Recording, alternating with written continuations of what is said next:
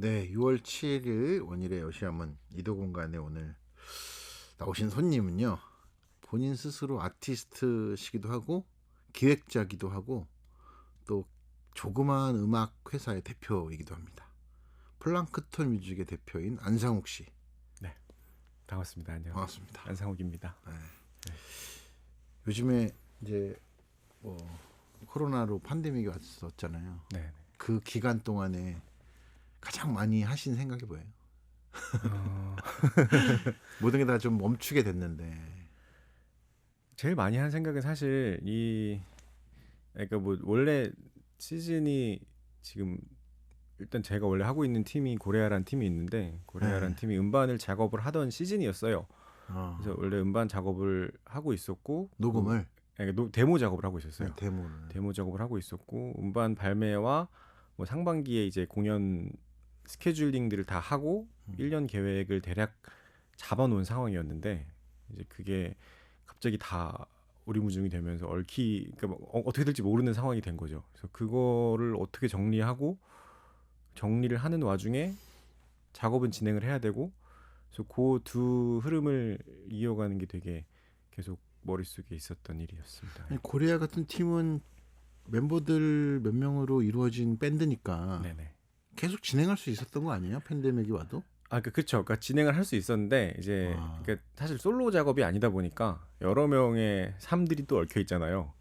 그 여러 명의 삶이 동시에 팬데믹을 맞다 보니 이제 그 과정에서 이제 시간 다들 정말 생계가 곤란해지는 사람들도 있을 뿐더러 어떤 되게 많은 사람들이 약간 우울한 기분을 느꼈잖아요. 이게 어떻게 우리가 하는 작업이 어떻게 세상에 나오게 될지 그리고 뭐 이게 언제 낼 수는 있을지 공연은 언제 할 수 있을지 뭐 이런 불안함부터 그런 거죠. 뭐 그러니까 어떤 작업을 하는 데 있어서 혹은 그냥 일상을 유지하는 데 있어서의 어떤 그런 기운이 굉장히 그걸 유지하는 게 되게 쉽지 않았던 시즌이었던 것 같아요. 지금도 사실 마찬가지인 것 같고요. 예, 얘기가 나온 김에 지금 뭐 세 가지 안상욱의 삼중생활 이렇게 말해야 할 사중생활이구나. 가정까지 있으니까. 네, 복잡합니다. 예. 그 중에서 원래는 제가 안상욱 씨를 처음 본 거는 어느 날 갑자기 제가 알고 있는 사람들이 하는 고레아라는 밴드에서 누군가가 타악을 치는데 저 사람이 안상욱 씨였어요. 네. 그러더니 어느 날 갑자기 프랑크톤 뮤직이라는 걸 만들어서 우리 가야금계 호프 박경수 씨를 영입해서 박경수 씨가 프랑크톤 뮤직 소속의 아티스트가 됐어요. 네, 그렇습니다. 그러더니 어느 날은 갑자기 홍대에 생기탱천이라는 스튜디오에 생기탱천이라는 그런 되게 다소 재밌고 도발적인 그 아티스트 시리즈 공연을 만들어서 또 그걸 기획하고 있어요. 이게 도대체 뇌가 굉장히 혼란스러울 것 같은데. 맞아요. 네, 순서대로 물어보기 전에 이게 다 구별이 되는 거예요? 아티스트로서의 창작자 또는 타악 주자로서의 삶과 사실 그러니까 정말 물리적인 업무를 따지자면 굉장히 다 별개의 일이죠. 그리고 그거를 다 같이 지속한다는 게 쉽지 않다는 걸 매년 체감을 하고 살았는데 절감을 하나요? 지금으로서는 사실 그냥 받아들인 상태예요. 그냥 그래 뭐 이렇게 살 수도 있지라고. 그러니까 사실 늘 받는 질문이나 스스로에게 던지는 질문이 어떤 일 하나를 집중을 해서 그 분야에서 굉장히 전문가가 되어야 되지 않는가라는 얘기들을 많이 듣잖아요, 사실. 그리고 일반론이 그렇죠. 그리고 주변에서 어떤 한 분야에서 어떤 성과를 낸 사람들을 보면 조바심도 나고 부럽기도 하고 나도 저만큼의 집중된 시간이 있었다면 저런 일을 할 수 있었을까라고 자문하기도 하는데 이걸 돌이켜 보면 저는 대학교를 다니면서부터 원래 무슨 했던 과였죠? 것 같아요. 저는 사회학을 전공했었는데 사회학? 사회학을 전공할 때부터 그러니까 대학교에 입학할 때부터 음악을 하려고 했었어요. 내가 대학만 가면 이제 음악해야지 라는 생각으로 대학을 갔는데 대학을 가서 공부를 하다 보니 또 재밌는 거예요, 생각보다.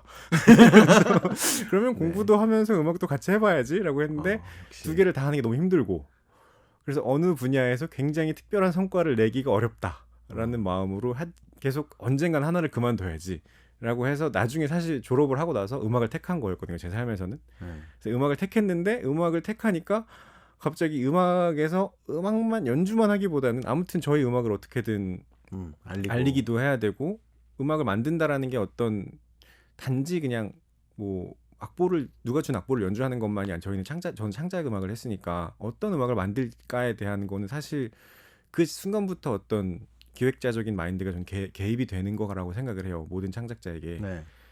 그러니까 그러다 보니까 또 기획을 잘하고 싶은 거예요.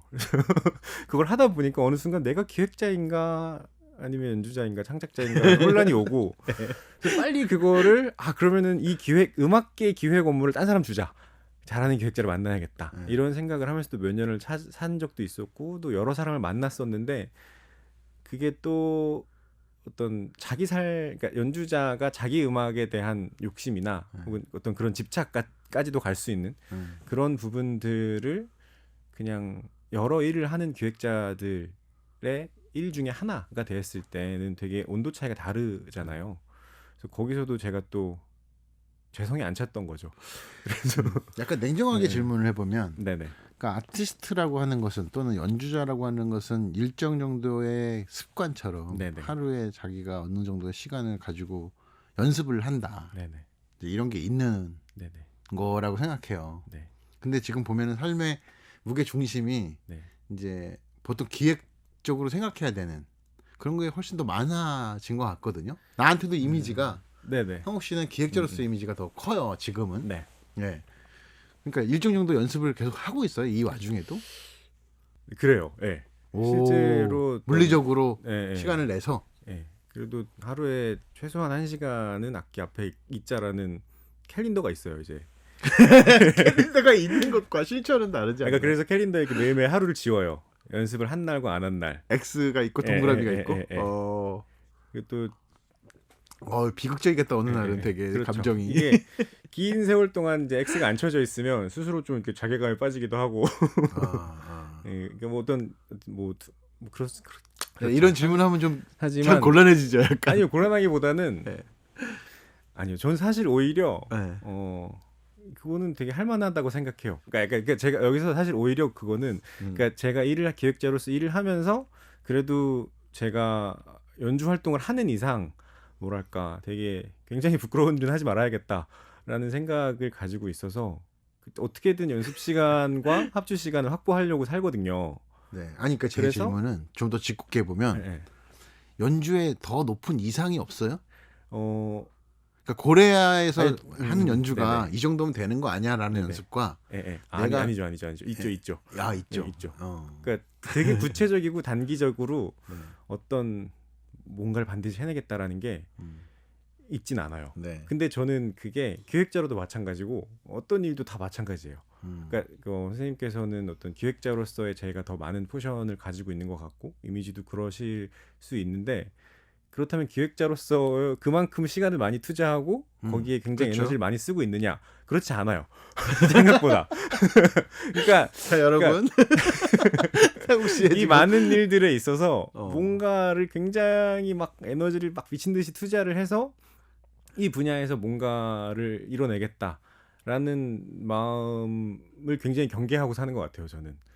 그러니까 되게 많은 일들을 오랫동안 하다 보니까 그거 내가 이것도 못하고 이것도 못하고 이것도 못하게 모든 걸 다 어느 정도 못하는 상황이라고 생각을 하면 사실 되게 절망적이잖아요. 하루하루 살아가는 게. 그래서 그냥 제가 해야 되는 일과 그리고 지금 그 순간에서 할 수 있는 일들을 계속 분배를 하면서 하고 있는 상태라고 생각을 해요. 그렇기 때문에 전 되게 어떤 장기적인 계획, 비전이나 어떤 야망이 없어요. 네. 뭐 이게 네. 대답이 된 것 같긴 한데 네. 그 본인이 소속했던 밴드의 음악을 하나 들어볼까요? 제가 소속했던 밴드 음악이요? 지금 소속되어 있는 고레아라는 밴드의 그러면은 하나를 되게 옛날에 작업한 곡인데 그래도 이건 좀 타악이 좀 돋보이는 거고 이런 거 들으면 안 되나? 아니 제가 만든 곡이 있어요 하나. 오케이. 네. 좋네요. 고레아의 1집에 수록된 곡이고 네. 양탄자 도둑이라는 곡이 있습니다. 오, 네. 좋습니다. 네. 그럼 여기서 고레아가 한 몇 년 전에 네. 거의 네. 10년 전이죠. 거의 9년. 1집에 수록되어 있는 네네. 거군요. 예. 들어보죠.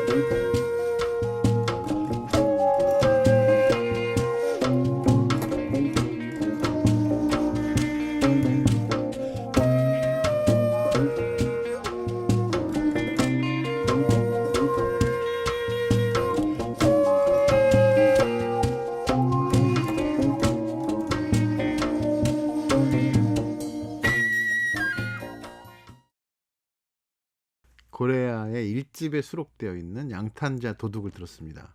안성욱 씨가 창작을 한 곡이라고 네. 해서 들어봤습니다. 오, 재밌었어요. 감사합니다.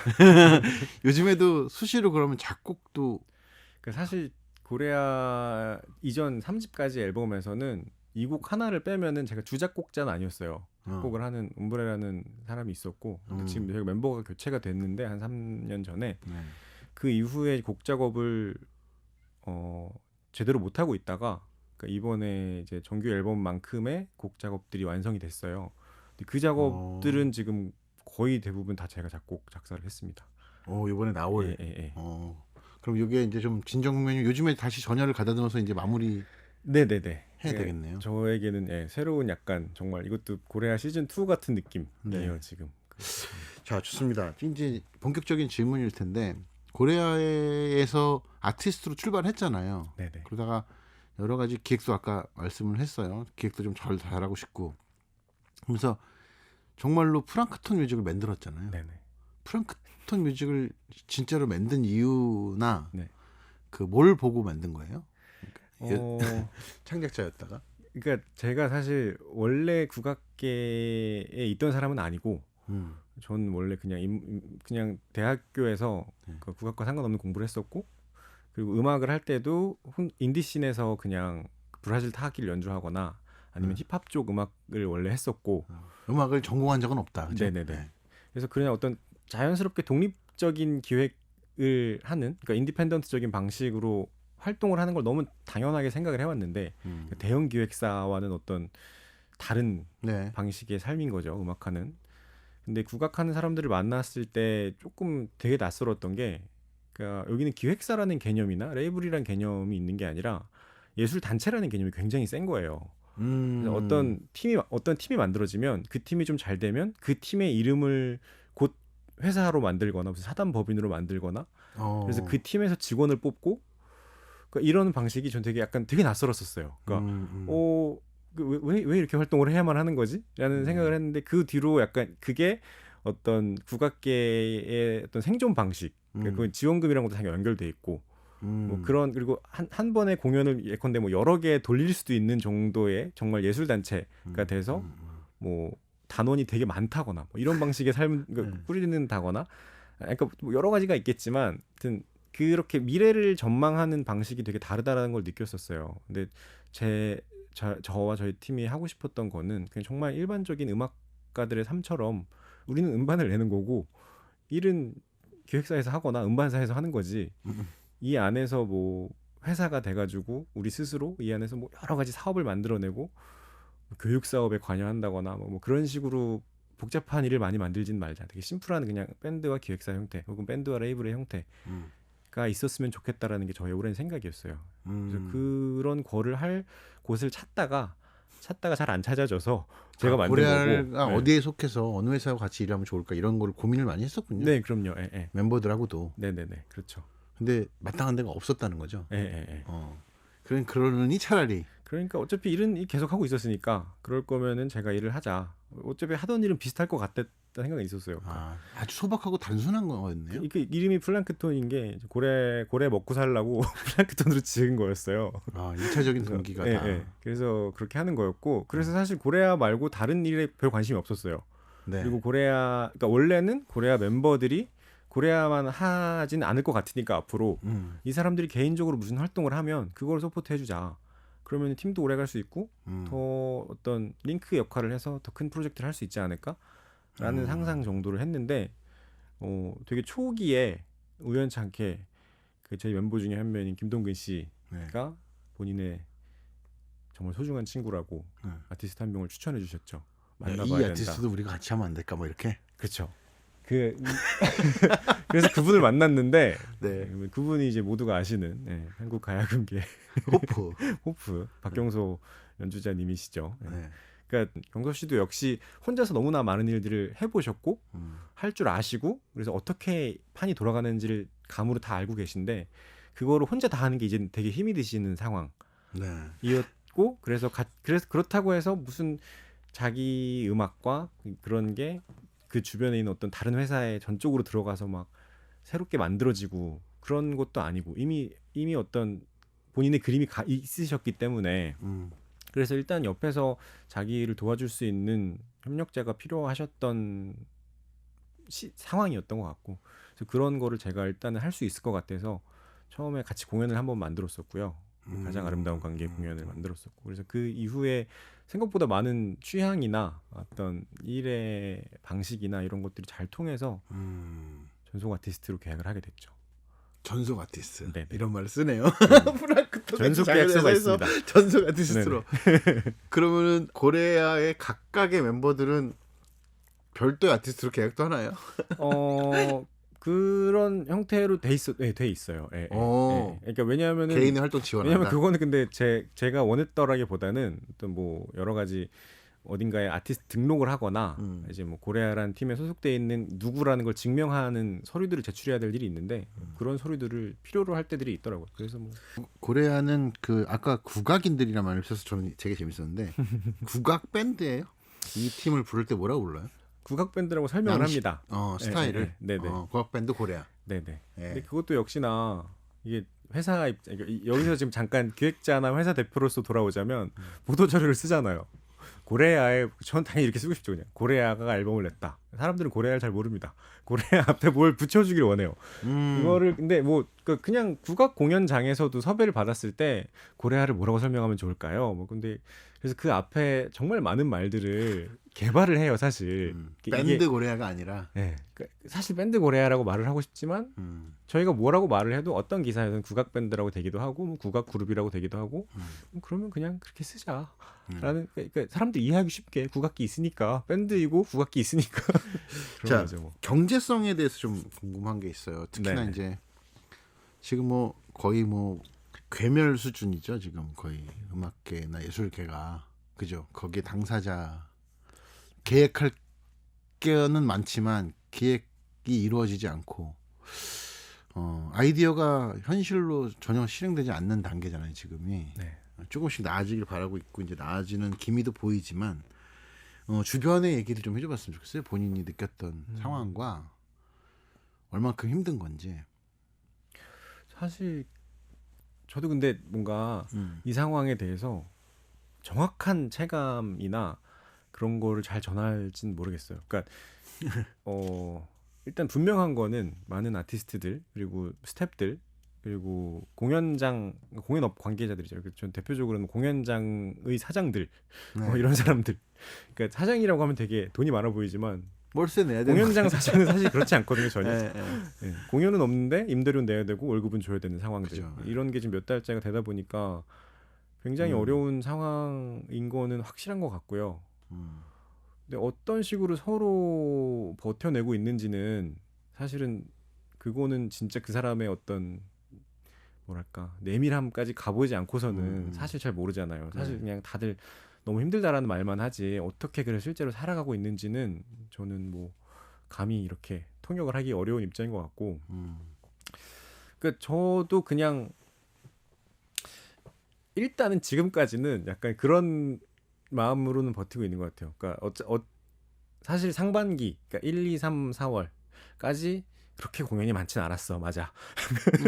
그죠. 비수기잖아요. 사실, 1, 2월은. 그러니까 그리고 올해 계획됐던 일들이 다 취소된 건 아니고 하반기에 다 연기가 되었단 말이에요. 대부분은 일단은. 그래서 연기가 됐으니까 하반기에 너무 바쁠 것 같은 두려움이 있고, 근데 만약에 그 바쁜 걸로 하반기에 다 되면 하반기에 그래도 어느 정도의 경제적인 커버가 수익이. 되겠구나 이런 계획이 있고, 그래서 하반기에는 일이 잘 풀렸으면 좋겠다라는 기대를 가지면서 조금씩 버티는 건데 쉽진 않죠 사실. 그 하반기에 어떻게 될지는 아무도 장담할 수 없는 거고, 또 그리고 저의 상황이 그렇다고 해서 다른 멤버들의 상황이나 다른 동료 뮤지션들의 상황이 그런 건 아니니까 한 달 한 달이 굉장히 너무나 힘든 개인들의 사정이라는 게 있잖아요. 그래서 그런 것들에 대해서는 모르겠어요. 정말 네, 네. 어려운 상황이죠. 네. 네.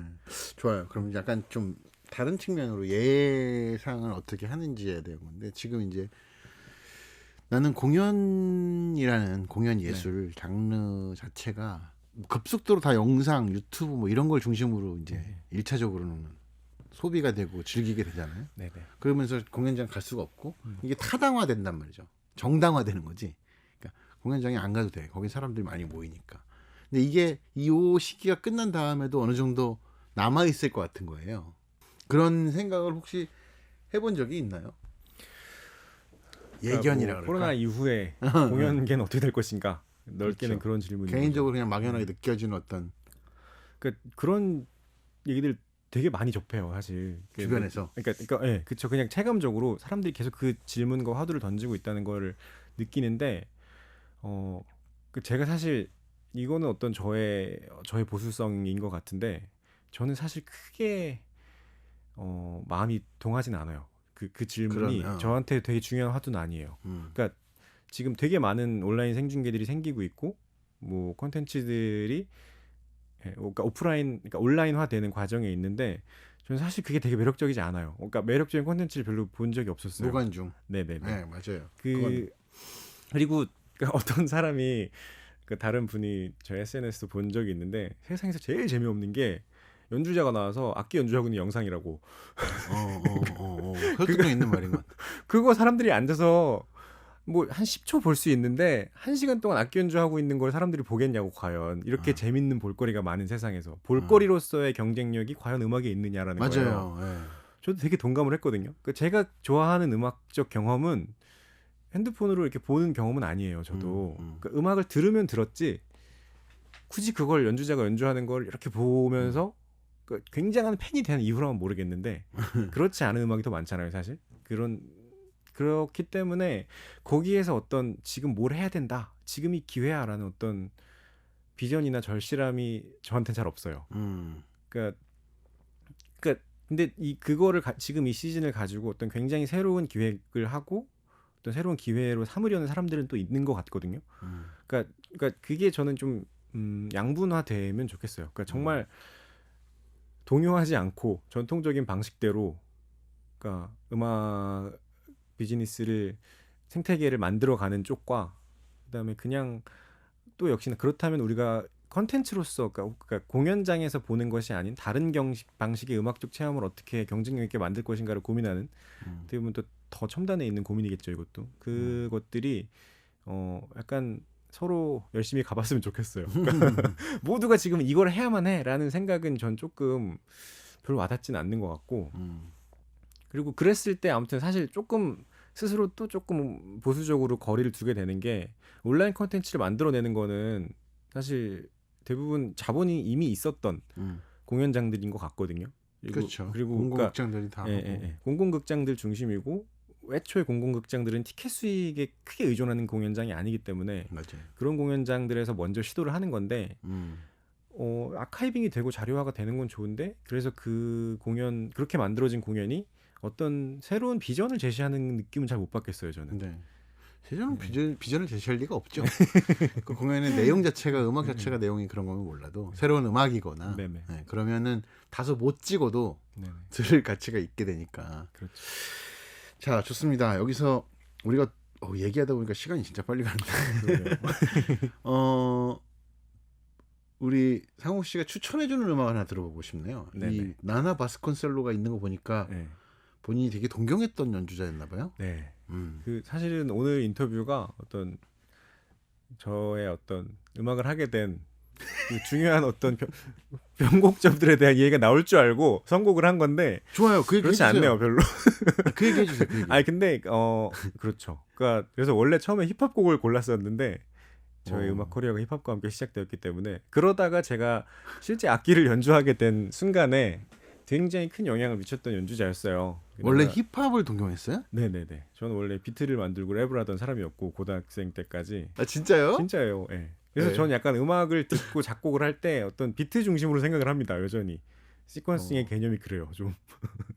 아무튼 제가 그래서 컴퓨터로 그러니까 샘플링 음악을 많이 했었고요. 처음에는 샘플링 작업을 하다가 계속 컴퓨터만 가지고 음악을 하는 거에 되게 약간 스스로 힘이 들었던 적이 있었어요. 그래서 실제 리얼 악기를 연주하는 사람들을 만나고 싶었고 막 그런 사람들을 찾아다니면서 너무 다른 세계잖아요. 교류도 하고 어. 그러다가 제가 샘플링 하고 싶었던 소리들이 네. 뭔지를 찾기 시작했던 거예요.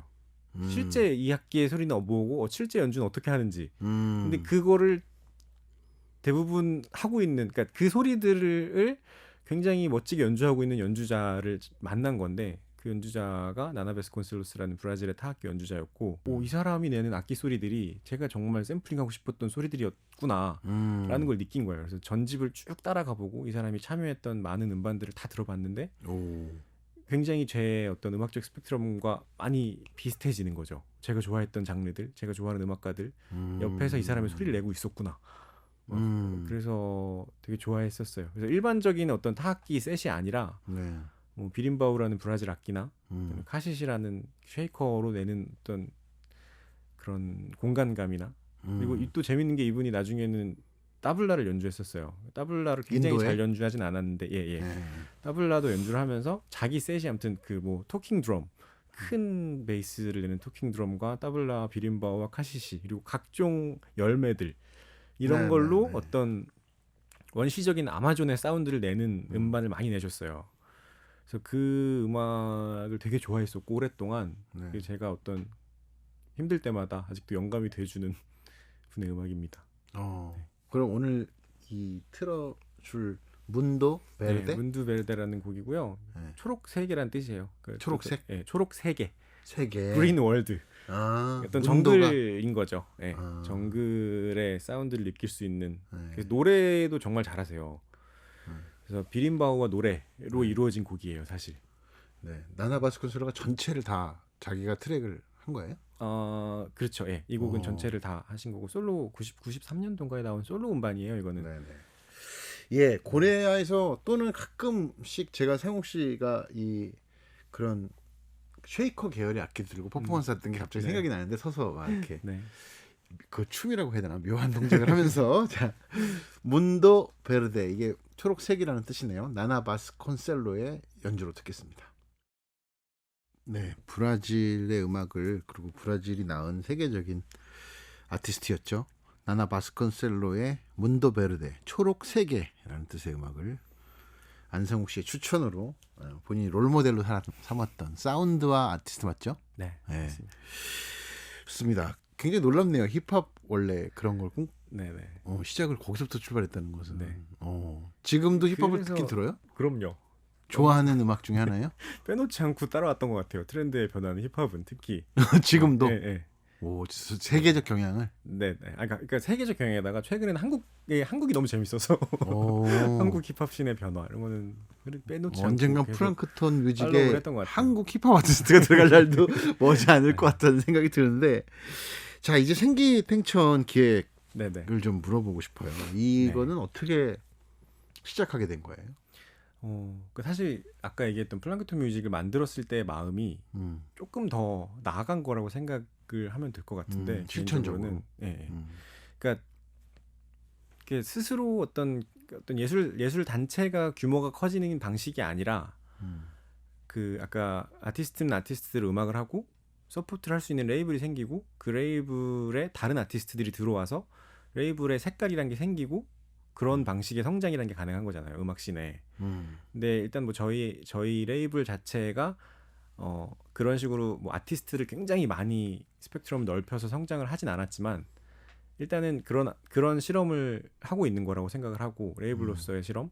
근데 그와 동시에 이제 결국에 그러니까 그런 방식의 성장이라는 게 저는 어떤 좀 다른 방식의 어떤 그러니까 이걸 영어로 말하면 씬이고 한국말로는 생태계라는 말도 쓸 수 있을 것 같고 그런데 그러니까 어떤 음악이 그냥 만들어지고 소비되고 실험될 수 있는 어떤 분위기를 만드는 게 되게 그 장르 음악에서 흐르게 되게 하는 중요하다고 생각해요, 전. 그러니까 그게 어떤 꼭 국악원의 기획 공연이거나 네. 어떤 되게 큰 공연장의 어떤 뭐 포커싱이거나 그게 아니더라도 되게 작고 힘이 빠져 있지만 거기서 생겨날 수 있는 어떤 새로움이 있죠. 그건. 캐주얼한 신선함들 그리고 거기서만 생겨날 수 있는 어떤 날것의 새로움들이 있다고 믿거든요. 그러니까 제가 예전에 힙합 음악을 되게 좋아했었을 때 거기서 제가 늘 영향을 받고 동경했던 거는 어떤 씬이었어요. 그러니까 새로운 씬이 등장을 하면 그 주변 사람들이 듣고 평가라도 하고 또 어떤 신인이 굉장히 주목을 받으면 다른 선배 뮤지션들이 같이 콜을 해서 작업도 이루어지고 변화를 이끌어내는 거예요. 그런 게. 그런 식으로 그래서 요새 이 바닥에서 어떤 일이 일어나고 있는가를 서로 다 지켜보고 있는 그 재밌네요. 어떤 공간들 그게 웹사이트가 될 수도 있고 공연장이 될 수도 있고 잡지가 될 수도 있고 뭐 그런 거죠. 근데 그런 역할을 할 수 있는 어떤 무언가가 국악계에서 있으면 좋겠다는 생각 되게 오래 했었어요. 그러니까 고래아 활동을 하면서도 그렇고 국악계라는 말을 쓰는 게 난 너무 재밌는 것 같아. 그렇죠. 저는 국악인이 아니기 때문에 외부자적 입장에서 이런 말을 하게 되는 것 같아요. 네. 그러니까 어쨌든 전통을 베이스로 한 아티스트들이 그게 일단 이 생기탱천의 초이스된 아티스트의 어떤 기준일 수 있었던 거네요. 그렇지 않은 아티스트는 없었나 보죠. 그러니까 여기서 아티스트의 활동이 중요한 게 아니라요. 그러니까 그 아티스트들이 무슨 활동을 해왔다라기보다는 그러니까 어떤 재밌는 아티스트들과 굉장히 멋진 아티스트들은 굉장히 많았다고 생각해요, 저는. 그러니까 오히려 그렇게 멋진 사람들이 많은데 이 사람들이 어떻게 요새 무슨 일이 이루어지고 있고 이 씬에서 이 씬의 어떤 가장 베이스에서 어떤 뭐 씨앗들이 막 만들어지고 있는가를 사람들이 어디 가서 보지? 잘 모르겠잖아요.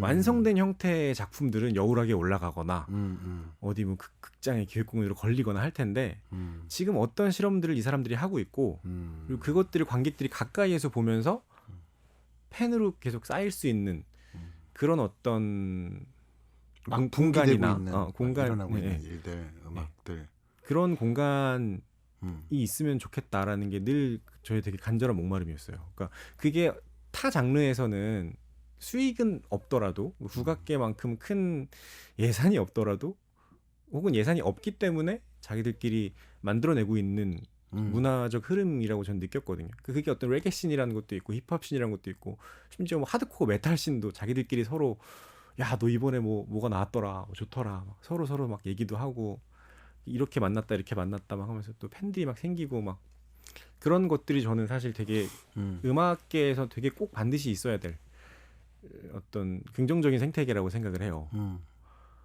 근데 전통음악에서는 굉장히 멋진 사람들이 많은데 이거를 어떤 그런 음악을 되게 좋아하고 다양한 장르의 음악에 열려 있는 사람들과 이렇게 연결할 수 있는 일단 링크가 좀 부족해 보였고 그리고 그 아티스트들이 조금 더 편안하게 막 아무거나 해볼 수 있는 공간이 좀 부족해 보였어요. 그러니까 공간이 있더라도 중구난방인 느낌 있잖아요. 그러니까 이 아티스트들은 뭐 종로 어디서 좀 실험을 하는 것 같고 이 아티스트들은 뭐 어디 영등포 어디에서 뭐 근거지로 활동을 하는 것 같고 근데 그거는 역시나 한 단체 중심이잖아요. 근데 그게 아니라 한 스팟에서 전통음악계의 재밌는 시도들이 계속 한 달에 한 번이라도 열린다. 뭐 이런 게 되면 그래서 만약에 요새 이 씬에서 어떤 일들이 벌어지고 있는지 요새는 뭐 어떤 재밌는 사람이 있는지 궁금하면 생기탱천에 한번 와라. 혹은 누가 뭐 어떤 사람이 질문을 했을 때 너 거기 한번 가봐라. 뭐 이번에 누가 하는지 모르는데 거기 가면 아마 재밌을 걸. 이런 곳이 있으면 좋겠다는 생각을 되게 오래 했던 거죠. 그래서 그런 취지에 이해를 해주실 수 있는 아티스트들을 라인업을 짠 거였어요. 그러니까 아마도 그런 씬에 목말라 있을 거라고 제가 상상을 하는 분들과 그런 거에 전혀 거부감이 없으실 분들을 위주로 라인업을 짰었고 실제로 다행히 대부분 다 너무나 좋게 응해주셨고. 그래서 지금 생기탱천은 볼 1 이게 한 4명의 아티스트 정도 5명의 다섯 명 아티스트였습니다. 예. 5명 했고 볼 1년에 2도 5명입니다. 또 5명입니다. 5명. 네네. 이제 볼 3도 5명 명이겠죠, 5명씩. 일단 지금 제가 네. 하는 일이 많아서 역시 한 달에 한 번은 힘들더라고요. 그래서 2달에 한 번, 한 달은 준비 기간. 그래서 5번. 이런 것도 누군가가 다 더 사람을 뽑던지 이게 혼자 힘으로 다 할 수 있는 건 없잖아요. 그렇죠. 예, 예. 네. 그렇게 될 가능성도 있을까요? 일단은 지금 뭐 이 공연을 준비할 때 사실 제가 제일 관여하는 거는 라인업을 짜는 거랑 인터뷰 초안을 잡는 거고요. 실제로 지금 저희 회사에서 같이 일하는 분들이 있어요. 네. 그 분들이 이제 뭐 홍보나 인터뷰 가공이나 이제 그거를 뭐 포스트화하는 작업이나 이런 것들은 같이 도와주고 계시고요. 생기 스튜디오와 이 공동 기획이기 때문에 생기 스튜디오에도 스태프들이 있어요. 포스터를 만들거나 영상을 찍거나 하는 것도 그쪽에서 계속 해주시고 있고요. 네, 인터뷰 초안이란 말과 인터뷰 가공이란 말이 되게 인상적인데 네. 그런 게 그렇게 컨셉을 잡나 보죠. 방향을 잡을 때 이렇게 인터뷰에. 초안과 그러니까 방향 그렇죠. 그러니까 그게 이게 사실 저의 뭐 성격이랑 비슷한 걸 수도 있고 저의 위치 때문에 생긴 걸 수도 있는데 아티스트 입장이기도 하고 기획자 입장이기도 하니까 제가 아티스트로서 인터뷰를 해봤던 적도 되게 많단 말이에요. 네. 그랬을 때 좋은 인터뷰 경험과 이건 좀 재미없었던 인터뷰의 경험이란 게 있고 그리고 동료 뮤지션들과 얘기를 해봐도 인터뷰에 대한 어떤 호불호들의 경험들이 많이 있는데 그러다 보니까 저는 제가 인터뷰를 하자고 연락했을 때 욕먹지 말아야겠구나라는 생각이 있는 거죠. 그러니까 최소한. 그래서 일단은 기존에 이미 인터뷰를 많이 했던 분이라면은 그 인터뷰를 최대한 서치를 해서 다 읽어보고 그거와 다른 어떤 얘기하는 즐거움을 맞아요. 이 아티스트한테 남기고 싶은 마음이 있고 그리고 조금 더 그러니까 저희는 지면이 할애된 인터뷰가 아니기 때문에 굉장히 긴 얘기를 할 수 있어요. 하고 싶은 만큼. 그래서 그냥 하고 싶은 얘기가 있으면 그걸 충실히 기록해서 자료화, 그러니까 인터넷이라는 공간에 아카이빙을 하게 남겨주는 거죠. 그거 되게 전 중요한 작업이라고 생각하거든요. 이때 이 사람이 무슨 말을 했었다라는 게 기록화돼 있는 거요. 그래서 거기서 아무튼 저는 인터뷰를 할 때만큼은 아티스트의 마음으로 만족할 만한 작업이었으면 해요. 그래서 그 사람의 이전 작업을 최대한 많이 들어보고 공부해요? 그럼요. 그러니까 이건 중복을 피해야지 뭐 이런 그러니까 것도 중복을 피하는 것도 그렇고 이 사람이 일단 적어도 발표했던 작업물은 다 들어보는 거죠. 일단 다 찾아보고 들어보고 와, 그것도 시간이 그게 사실 되게 힘들어요. 근데 그거를 만났을 때 그 공연과 그때 했던 작업의 고민이 뭐였고 알면서 물어봐야 돼. 그 이후에 그래서 지금 현재 어디서 있느냐라는 거를 알고 얘기하는 거랑 그때 무슨 작업하셨어요? 그 작업에 대해 설명 좀 해주세요. 이렇게 물어보는 거랑 천지 차이잖아요. 그렇죠. 공연을 많이 하면 그렇게 못하죠 준비를. 네. 그 탱기탱천에서 지금까지 안 해봤던 기획을 꿈꾸는 게 있나요? 그러니까 볼 4, 5 이런 거에서 여러 가지가 있는데 사실 이 기획 자체가 굉장히 오래 가면 재미없을 거라고 생각을 하고요. 일단 지금은 어떤 뭐랄까 재기발랄한 어떤 30대 주변의 연주자들이 핵심인데 그러니까 그것보다 더 젊은 정말 지금 제가 잘 모르는 세대들의 음악이 궁금하기도 하고요. 네. 그리고 사실 또 역시나 훨씬 선배들이죠.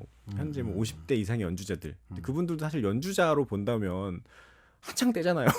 네, 그렇죠. 특히 전통음악인으로서 포커싱을 한다면 훨씬 더 멋진 음악을 할 수 있고 그리고 그 고민이 낡은 고민이 아니라고 생각을 해요. 그분들의 고민들이. 그래서 그것들을 잘 소개할 수 있는 자리도 궁금하기도 하고 계속 막연하게 생각을 하고 있는 건 그 어떤 저 같은 위치에서 같이 협업을 했던 일단 조력자들 있잖아요. 전통음악 주변에 네. 난 전통음악 잘 몰라라는 그런 스탠스를 유지하면서 계속 전통음악인들과 작업을 하고 있는 예를 들면 뭐 장영규 선생님이나 이런 분들의 음악들을 한번 재조망하는 작업도 한번 해보고 싶긴 했었어요. 재밌네요. 네. 그 씬을 창조하는 어떤 역할을 하는 것 같기도 하네요. 그러고 보니까. 조금이나마 일조를 하고 싶죠. 네. 알겠습니다. 그 고레아는 지금처럼 흐름을 가지고 가면은 언제쯤 앨범이 나오게 되나요? 저희는 7월 8월 사이에는 음악 앨범 4집 앨범이 나오지 않을까. 7월 8일. 네, 생각합니다. 이번 고레아 음악의 특징은 상욱 씨가 거의 모든 곡의 창작자로 참여했다고 아까 했는데 네네. 이전과 다른 점들이 뭐라고 할 수 있어요? 다른 점들은 조금 더 그러니까 이전에는 어쿠스틱 앙상블 느낌이 있었거든요.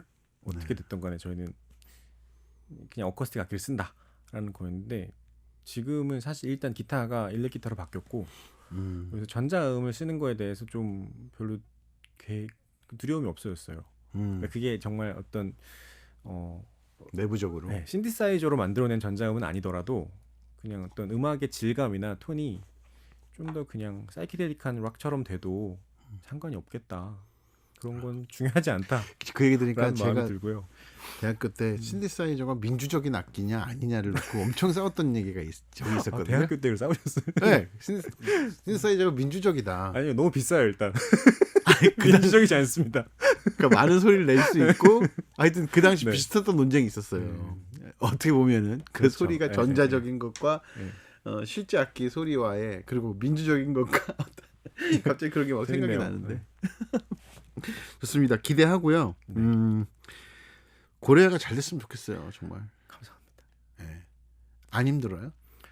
힘들죠. 전 되게 근데 이 힘듦은 제가 이 중에 뭐 하나를 택한다고 해서 사라질 종류는 아닌 것 같아요. 그러니까 제 정말 본인 성격에 기인하는 힘듦 같고 제가 야망은 없지만 무슨 일을 하면 저게 되게 잘하고 싶어 하거든요. 네. 그러다 보니까 늘 고민을 해요. 어떻게 하면 좀 더 잘하지? 이라는 생각을 하고 그래서 그 결과물이 업계 최고는 아니지만 그러다 보니까 또 괴로운 거죠. 그럼 어떻게 좀 더 잘하지? 내가 가진 능력 안에서 그런 고민들로 하는데 또 역시나 동시에 이제 아이가 있다 보니 아이도 잘 키우고 싶은 거죠. 아이도 잘해야 될 것 같고 일가족 양립도 잘해야 되고 하니 그렇습니다. 근데 아까 가장 진짜 멋있는 말은 큰 어떤 목적이나 야망을 가지고 하는 게 아니라 당장 해야 될 일이 있고 그 일이 또 내년에도 해야 될 일이 계속 있기 때문에 있는 한은 계속 이런 일을 할 것 같다고 말씀해 주셨는데 그 말을 오늘 마지막 기억하면서 마지막으로 하나 곡을 추천해 주신 곡을 들어보겠습니다. 아, 네. 오레곤의 곡.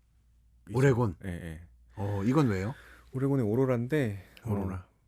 그 제가 좋아하는 음악의 톤이 음. 그 힙합에서도 전 약간 이질적인 음색들을 샘플링한 음악들을 좋아했던 것 같아요. 그래서 그게 알고 보니까 어떤 그런 브라질이나 아프리카의 타악기 소리였거나 그랬던 걸 제가 발견을 했던 거고 그러면서 그 음악들이 어떤 재즈와 연결이 되는 것들에서도 되게 많이 제가 좋아했었던 음악이고 그래서 그 오레곤의 음악은 그 역시나 더블 연주자가 있기 때문에 저도 되게 좋아했던 건데 일단 제목이 오로라예요. 그래서 네. 들으면 정말 저한테는 가장 휴식이 되는 음악이에요. 되게 그냥 너무 힘들거나 아니면 어디 여행지에 가서 쉬고 싶을 때나 무조건 제 BGM으로 듣게 되는 음악입니다. 되게 예전에 나온 음악이지만 수도 없이 많이 들었겠네요. 그럼요. 엄청나게 많이 들었죠. 네. 손목 씨에게 그래도 여러 가지 복잡하게 얽혀 있는 일과 음악과 생각해야 될 거리들이 있지만 휴식을 주는 음악이라고 합니다. 브라질 가시면 안 돌아오실 것 같은데. 갔는데 예. 별로더라고요. 제가 어디를 가느냐가 중요한 것 같아요. 브라질에. 예, 아마존에 휴식지를 갔어야 되는데. 그러니까요. 자, 오늘 말씀 감사합니다. 네, 감사합니다. 앞으로 안상욱 씨의 3중 4중 생활 네. 소박하게 하나하나 잘 해나가시기 바라고요. 오늘 마지막 곡으로 안상욱 씨에게 휴식을 주는 음악이라고 합니다. 오레곤의 오로라 들으면서 마치겠습니다.